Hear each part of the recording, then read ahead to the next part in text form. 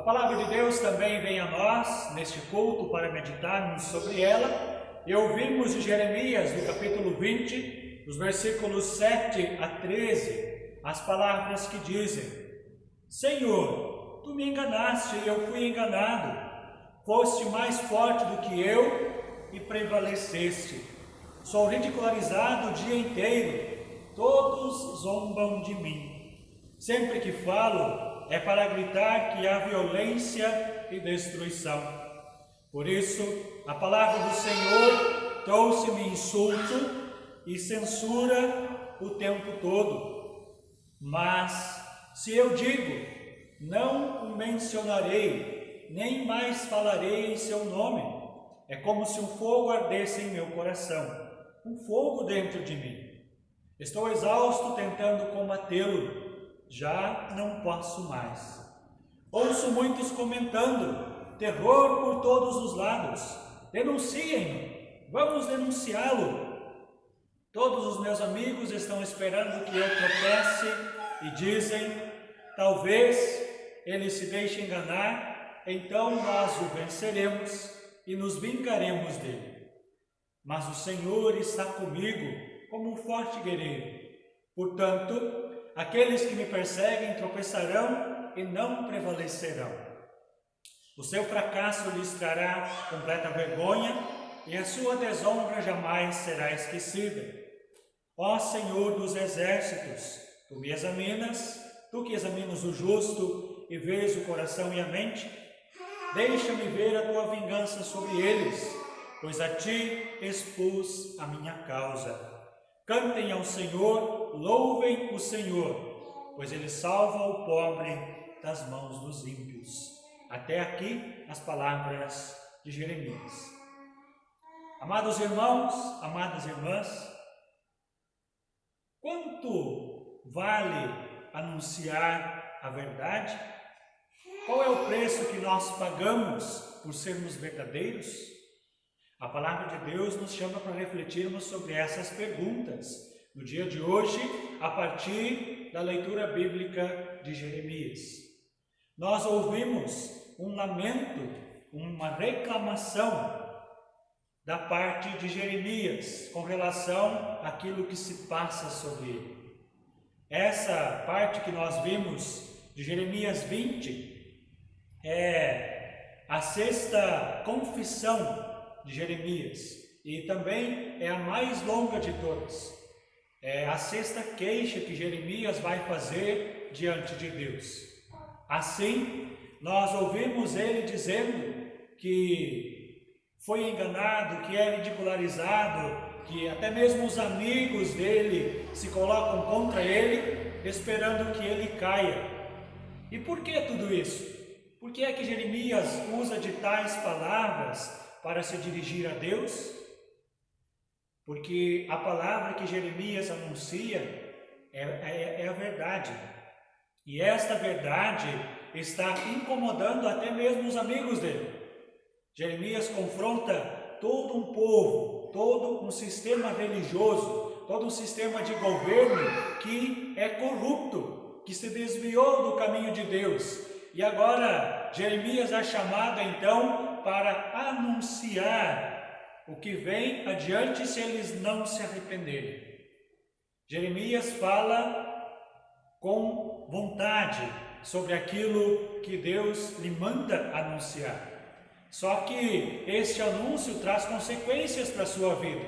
Essas palavras de verdade que ele anuncia fazem com que ele seja perseguido, preso, surrado e também amarrado muitas e muitas vezes. E aí, a partir disso, nós podemos entender o porquê é que Jeremias chega diante de Deus falando tais palavras tão amarguradas. Jeremias olha e diz: Senhor, tu me enganaste porque prometeste estar comigo em todos os momentos, mas a tua palavra traz sobre mim um fardo muito pesado. Eu anuncio a tua palavra, mas as pessoas viram as costas para mim. Elas esperam que eu caia, elas esperam que eu tropece para que possam montar em cima de mim e assim ver a minha desgraça. Mas eu sei que isso não vai acontecer porque tu estás comigo. Tu és aquele que me protege em todo o tempo. É interessante que nós temos esse contraste. Jeremias chega com a sua queixa, mas ao mesmo tempo ele segue em confiança diante deste Deus. Nós sabemos que Jeremias teve mais ou menos 40 anos de ministério, iniciando no ano 608 a.C., e pôde viver para ver as suas palavras, as suas profecias dadas por Deus acontecerem. Jeremias está entre aqueles que 40 anos depois tem que fugir daquele lugar porque os exércitos inimigos vêm e avançam sobre aquela cidade e a destroem. E Jeremias não fica contente com isso, mas ele vê que a palavra de Deus se cumpre. Enquanto isso, ele vai falando, ele também vai sofrendo das consequências que a palavra de Deus traz para a sua vida. Por que é que nós falamos sobre a consequência da verdade? Jeremias anunciou a palavra de Deus para um povo corrupto, para um governo corrupto, para um sistema religioso corrupto, que preferia ouvir mentiras, falsas profecias, do que se arrepender e converter-se do seu modo ruim de ver. Para este povo que estava acostumado com a mentira, as verdades que Jeremias trazia doíam nos ouvidos, faziam com que as entranhas se estremecessem. Só que ao invés de mudarem, eles sempre decidiam perseguir aquele que vinha trazendo o confronto da verdade. O texto de Jeremias, escrito há tanto tempo atrás, nos é muito atual. Nós vivemos um tempo também onde a verdade machuca, onde a verdade incomoda. E certamente, se nós formos falar a verdade, até mesmo para os nossos amigos, eu não diria que são todos, mas boa parte deles vai nos virar as costas.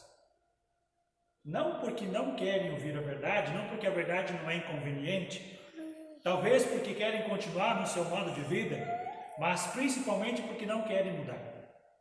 A verdade exige de nós mudança. Ela faz com que a gente possa se mexer no nosso lugar e analisar como está o nosso jeito de viver. Se nós temos preguiça de mudar, a verdade vai nos cutucar. Ela vai mexer conosco. Ela vai doer nos nossos ouvidos, ela vai mexer as nossas entranhas. É por isso que nós precisamos sempre estar dispostos a sermos corrigidos pela palavra de Deus. Dentro do nosso país, nós vivemos um sistema onde a mentira é muito conveniente. Nunca se ouviu falar tanto nos últimos tempos sobre notícias falsas, sobre as tais fake news. E essas são as que mais vão adiante. Por quê? Porque elas são convenientes. Porque muitas vezes elas amaciam o nosso ego. Não que nós somos convenientes com a mentira, mas muitas vezes nós ouvimos uma mentira falsa como se fosse verdade. E até a gente pesquisar para ver se realmente é, isso demora tempo. É por isso que nós precisamos sempre estar atentos àquilo que acontece ao nosso redor. E eu aposto com vocês que também, se nós formos fazer da mesma forma como Jeremias, se nós formos anunciar a palavra de Deus com a sua verdade, com o seu anúncio incorruptível, como eu falei antes, muitas pessoas vão virar as costas para nós. Mas é necessário que a gente tenha essa coragem. É necessário que a gente também olhe para aquilo que está ao nosso redor e diz: isso não é verdade, isso não condiz, isso não é bom a partir daquilo que a palavra de Deus nos fala. Precisamos sempre estar atentos e saber onde a palavra de Deus se encaixa e onde ela não se encaixa. Porque antes de toda e qualquer coisa, o nosso viver cristão é para Deus, é para Cristo. É o que nos fala o apóstolo Paulo na leitura de Romanos 6, que nos vem. O que diremos então? Continuaremos pecando para que a graça aumente? De maneira nenhuma. Mas nós morremos para o pecado, para que Cristo possa viver em nós. E se nós morremos com Cristo, ressuscitamos como uma nova pessoa, onde a morte não faz mais parte do nosso viver. Então, gente querida, como cristãos, nós somos chamados a anunciar da verdade, quer ela doa a quem doer. Nós somos chamados a sermos verdadeiros, límpidos, puros e não deixar que nos contaminemos com as mentiras e com a maldade deste mundo. Também o Evangelho de Mateus, que nos vem do capítulo 10, a partir do versículo 26, vai nos dizer: portanto, não tenham medo deles. Não há nada escondido que não venha a ser revelado, nem oculto que não venha a se tornar conhecido. O que eu lhes digo na escuridão, falem na luz do dia. O que é sussurrado em seus ouvidos, proclamem dos telhados. Não tenham medo dos que matam o corpo, mas não podem matar a alma. Antes, tenham medo daqueles que podem destruir tanto a alma como o corpo no inferno. Não se vendem 2 pardais por uma moedinha, contudo nenhum deles cai no chão, a não ser que o Pai do céu permita isso. Se até mesmo os cabelos da vossa cabeça é contada, quem dirá toda a vida de vocês? Então, o Evangelho também nos encoraja a sermos verdadeiros, a vivermos a verdade. Talvez esse estilo de vida vai nos afastar de algumas pessoas, mas queira Deus que também com o tempo, após elas pararem e pensarem sobre aquilo que nós anunciamos, que elas também possam pedir para que Deus as transforme. Quem dera se todo o nosso sistema político, que é tão corrupto, pudesse ser transformado. Quem dera se o nosso amado país pudesse de fato ser um lugar de igualdade plena, onde pessoas não tivessem que se preocupar se teriam ou não o que comer no dia seguinte.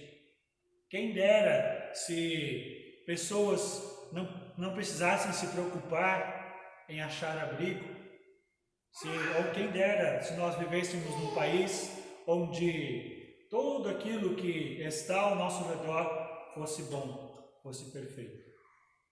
Enquanto isso não acontece, nós somos chamados a anunciar de um reino melhor, que é o reino de Deus, com toda a sua verdade, com toda a transformação que Ele nos vem. Que assim o bondoso Deus esteja conosco e que a palavra irresistível deste Deus possa arder no nosso coração.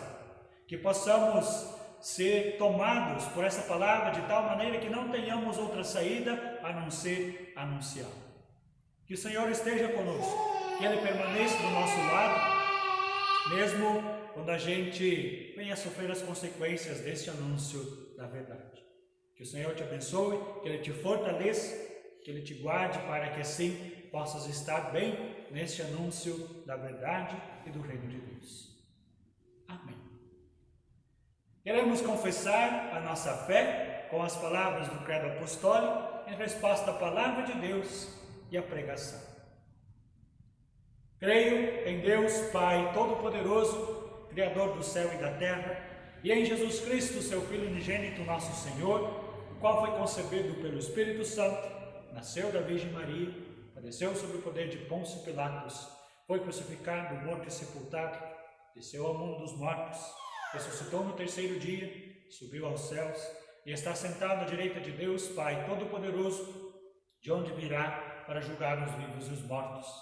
Creio no Espírito Santo, na Santa Igreja Cristã, a comunhão dos santos, na remissão dos pecados, na ressurreição do corpo e na vida eterna.